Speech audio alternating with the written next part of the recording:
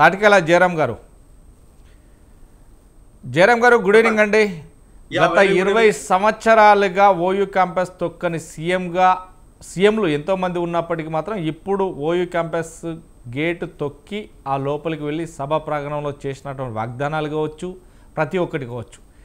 ఒకవేళ కనుక మీటింగ్ పెడితే నేను ఖచ్చితంగా ఆర్ట్స్ కాలేజీలో మీటింగ్ పెడతాను, ఖచ్చితంగా మీరు అడిగే ప్రతి ప్రశ్నకు నేను సమాధానం చెప్తాను. ఆ రోజు ఎవ్వరు ఎదురొచ్చి అడిగినా కానీ వారికి అడిగే రీతిలోనే సమాధానం చెప్తాను. అప్పుడే మీకు కావాల్సినటువంటి ఇచ్చిన మాట ప్రకారం కూడా అప్పుడే మేము చేతన పెడితే అప్పుడే చూపెడతాను, జీవోలు కూడా అప్పటికప్పుడే ఇష్యూ చేస్తాను అంటూ చెప్పడం జరిగింది. ఇదే నేపథ్యంలోనే ఇటు బీఆర్ఎస్ మాజీ మంత్రివర్యులు ఒక లేవనెత్తుతున్నారు. ఏదైతే ఓయూ క్యాంపస్కి వెళ్ళావు కదా, ఇప్పుడు సెక్యూరిటీ లేకుండా వెళ్ళనుంటివి, అప్పుడు తెలుస్తుండే నీకు, ఎందుకంటే విద్యార్థులకు ఇచ్చినటువంటి మాటలు ఏమయ్యాయి, ఆ వేదనలతో మాటలు తూటాలు కూడా సాగుతున్నాయి. ఎలా చూడొచ్చు?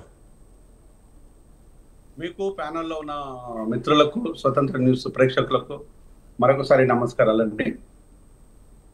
ఇక్కడ మనము రేవంత్ ఈరోజు మాట్లాడిన మాటల ప్రతి మాట, నేను ఒక ముఖ్యమంత్రిగా మాట్లాడిన ప్రతి మాటను ఆహ్వానిస్తున్నాను. కాకపోతే దాన్ని అర్థం చేసుకోవడానికి ట్రై చేస్తున్నాను. అర్థమైన తర్వాత ఈ అంశాలన్నింటినీ ఇలానే రాజకీయ ఉపన్యాసాలు ఉంటాయి అనే విషయాన్ని సామాన్యుడు కూడా ఈ పాటికి క్లియర్గా అర్థమైపోయింది.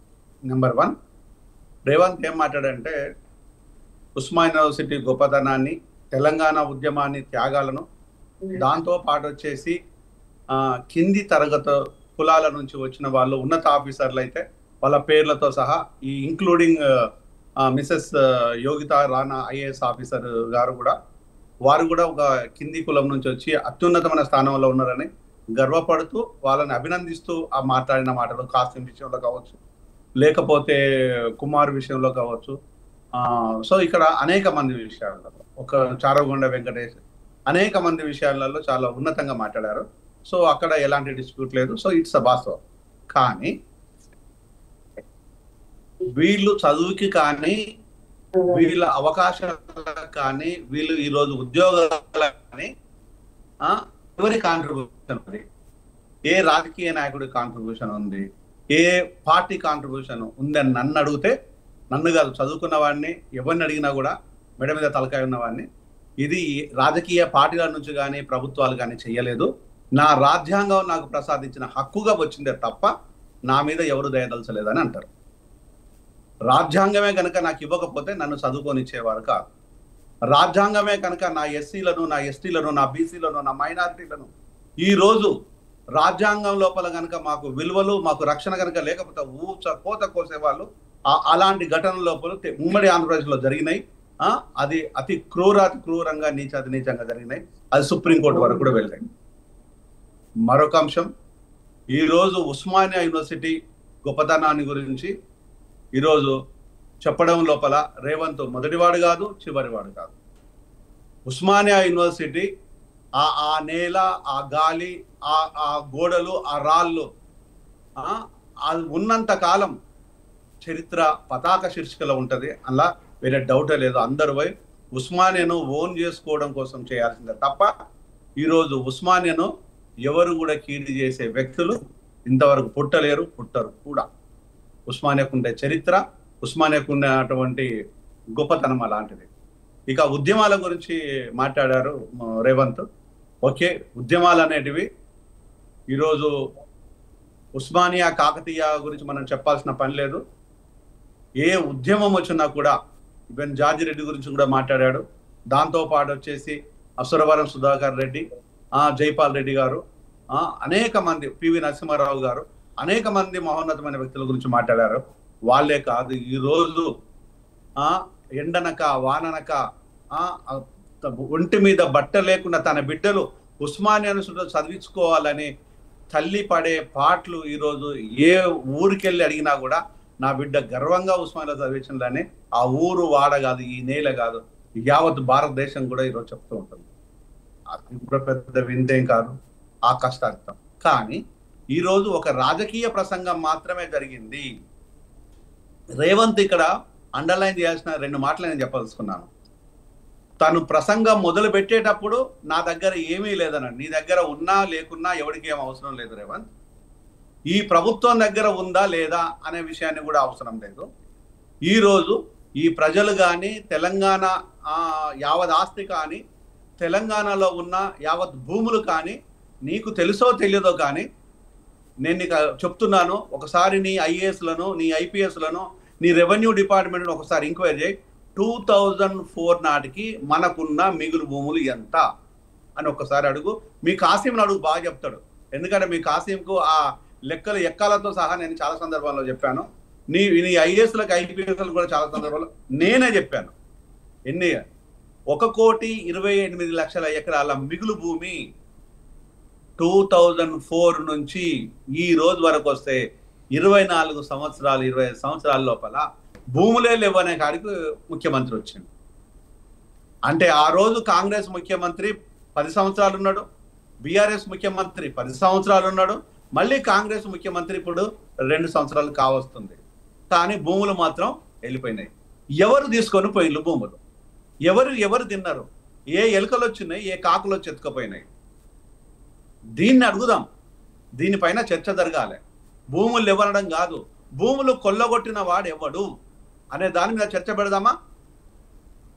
ఆ చర్చల్లో నేను పాల్గొంటాను. నీ ముఖ్యమంత్రిగా నువ్వున్నా పర్వాలేదు, లేదు అనుకుంటే నీకున్న నీ రెవెన్యూ శాఖలో ఎవరున్నా పర్వాలేదు. ఎక్కడెక్కడ ఏ భూములు ఎవరు అన్యక్రాంతమైన అనే విషయాన్ని. కానీ ఈరోజు ఏ నిరుపేదకు 50 గజాలు ఇవ్వాలంటే 60 గజాలు ఇవ్వాలంటే ప్రాణాలు పోవాలి. అలా కూడా పోయినాయి. ముదిగొండ కాల్పులు కానీ ముదిగొండ మరణాలు కానీ కళ్ళ ముందు కదలాడుతూనే ఉన్నాయి తెలంగాణ ప్రజలకు. కానీ ఈరోజు వందల వేల ఎకరాలు లక్షల ఎకరాలు కొల్లగొట్టుకోబోతున్నది ఎవరు? ఏ రాజకీయ నాయకుడు, ఏ పార్టీ, ఏ ప్రభుత్వం? కానీ ఈరోజు ఇంకొక మాట చెప్తున్నాడు, నా దగ్గర ఏమీ లేదన్నాడు. ఓకే, నీ దగ్గర ఏమీ లేదు, కానీ నువ్వు ప్రసంగం ముగించేటప్పటికి కుమార్ అంటే వైస్ ఛాన్సలర్ కుమార్ అంటే ఏదో స్టూడెంట్ లాగా ఉంటుంది, దయచేసి క్షమించాలి. కుమార్ గారు ఈ యూనివర్సిటీ వైస్ ఛాన్సలర్ కుమార్ గారు 5 కోట్లు 10 కోట్లు అన్నారు అడిగారు. కానీ కుమార్ గారి లేమిని గుర్తు చేశారు. అది ఒక ముఖ్యమంత్రిగా మీరు అనకూడని మాటలు. ఒక ప్రసంగం లోపల అది మీరు గర్వంగా గొప్పగా మీరు ప్రజెంట్ చేయాలనుకున్నారు, కానీ అది సరైన విధానం కాదు. మీరు 1000 కోట్లు ఇస్తామన్న 1000 కోట్లు ఎక్కడి నుంచి తీసుకొచ్చిస్తావు? ఎక్కడున్నాయి నీ దగ్గర పైసలు? నీ బడ్జెట్ ఎంత? నీవు ఉన్న కథలు ఎంత? నువ్వు పెట్టిన ఫ్యాకల్టీ ఎంత? ఇప్పటి వరకు మూసిన స్కూళ్ళ లెక్క తెలుసా నీకు? 12,000 స్కూళ్ళు. 12,000 స్కూళ్లను మూసేసిన తర్వాత 40,000 రూపాయలు ఖర్చు చేసిన 40,000 కోట్ల రూపాయలు. అంటే ఎక్కడైనా సంబంధం ఉందా? అంటే అబద్ధాలను పదే అబద్ధాలను నిజాలుగా చెప్తూ ఉంటే వినే వాళ్ళకన్నా కొంచెం మాకన్నా కొంచెం ఇబ్బంది అనిపిస్తుంది. అంటే ఈ 40,000 కోట్ల రూపాయలు ఖర్చు చేసిన సంతోషం. A primary స్కూల్ను upper primary school చేశారు? ఏ అప్పర్ ప్రైమరీ స్కూళ్లను సెకండరీ స్కూల్గా అప్గ్రేడ్ చేశారు? ఏ సెకండరీ స్కూళ్లను ఇంటర్మీడియట్ కాలేజ్గా అప్గ్రేడ్ చేశారో కొన్ని వివరాలు మాకు ఇవ్వగలిగితే మేము సంతోషపడతాం. అది నిరుపేదలది, నిరక్షరాస్యులది స్థావరాలు కాబట్టి అది మేము అడుగుతున్నాం. మేము కార్పొరేట్ కాలేజీల గురించి కానీ ఆ కింది స్థాయిలో ఉన్న స్కూళ్లను దెబ్బకొట్టిన తర్వాత ఉన్నత స్థాయి ఎడ్యుకేషన్కి ఎలా వస్తారో ముఖ్యమంత్రి గారు మీరు చెప్పండి, మేము వింటాం. 12,000 స్కూళ్లను క్లోజ్ చేసిన తర్వాత ఉన్నత విద్యా విధానాన్ని కొత్త చట్టాన్ని తీసుకొచ్చేసి ఉన్న స్కూళ్లను క్లోజ్ చేసిన తర్వాత తెలంగాణ లోపల అక్షరాల అన్ని స్కూళ్ళు క్లోజ్ అయిన తర్వాత అక్కడ చదవాల్సిన ఇంటర్మీడియట్ 10th క్లాస్ పిల్లోడు ఉన్నత విద్య కోసము ఈ యూనివర్సిటీ వరకు రావాలంటే ఇది పాసిబిలిటీనా? కోట్లు ఎవరి కోసము? లావాదేవీల కోసము, ఎందుకోసము? అంటే ఈరోజు ఎలక్షన్లు లేవు, లెచ్చరిచ్చిపోయినాం మనం. ఈ రోజు యూనివర్సిటీ అంటే సకల జనుల సమ్మేళనంతో కూడుకున్న ఓ పవిత్ర స్థలం. ఈ రోజు ఓ గొప్ప విషయాన్ని నేను కనుగొన్నది ఏంటి అంటే విద్యార్థులందరినీ ఎలిమినేట్ చేసేసి కాంగ్రెస్ కార్యకర్తల మీటింగ్ పెట్టిండు ఉస్మానియా యూనివర్సిటీ పోయి. దీనికి సిగ్గుపడదాం.